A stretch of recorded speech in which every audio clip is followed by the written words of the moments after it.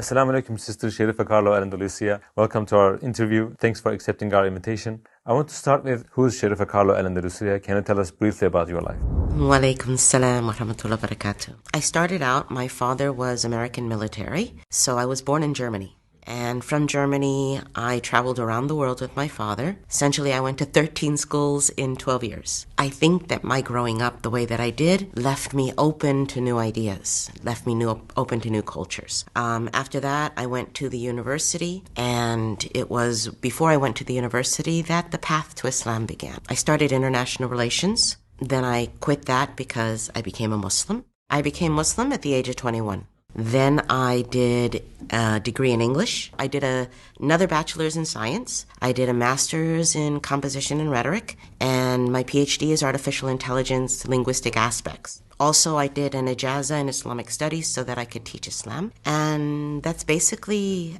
between working at the university, doing dawah, that's pretty much my life. How was your life in regards to faith? What were you believing in? I was raised as a Catholic.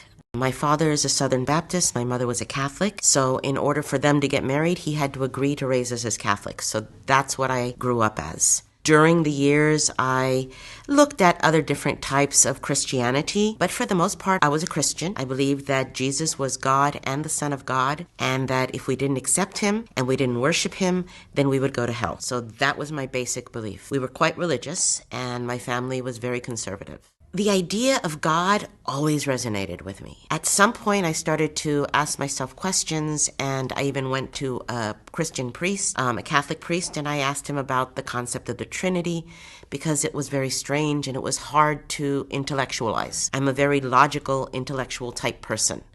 So the way that he explained it was like nonsense to me. I had a hard time understanding it and accepting it, but I really believed in God, and everything around me, everybody around me was saying Jesus is God, the Son of God. Who was I to be questioning it? Assalamu alaikum, brothers and sisters.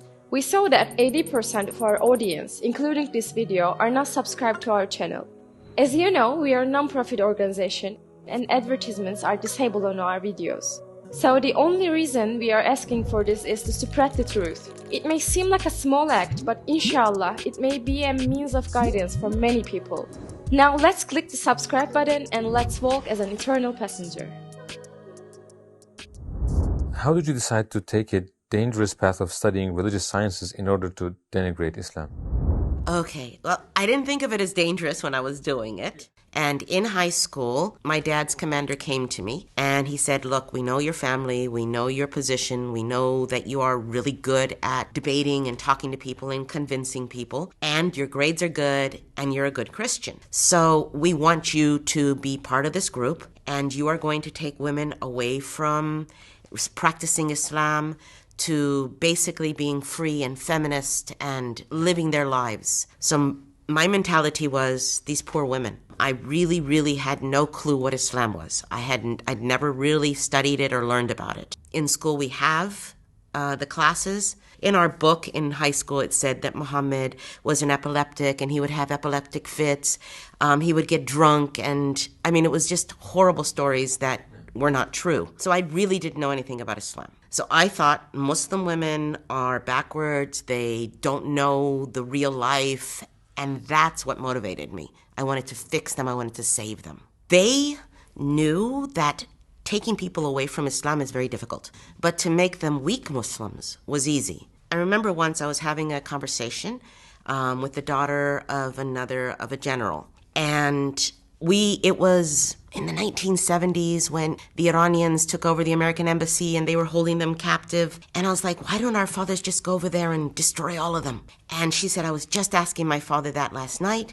And what he said was that with most people, it is the fear of death, the fear of annihilation that keeps them in control, and America's able to control them that way. But when people practice Islam, they don't fear death, so you can't control them. I remembered that later when I became a Muslim. I was like, oh, now I get it. What types of dangerous situations did you encounter during your participation in this organization, and how did you deal with them?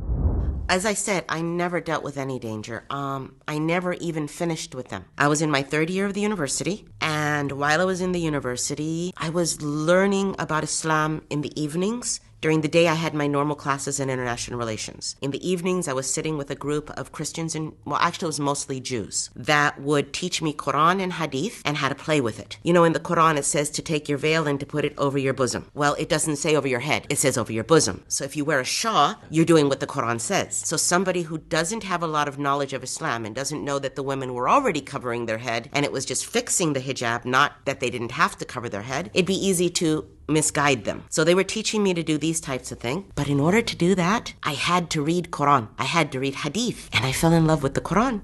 I never made it out of the university even, because in my third year, I became a Muslim. I know the man who recruited me, and I knew the professors that I was working with, nobody else.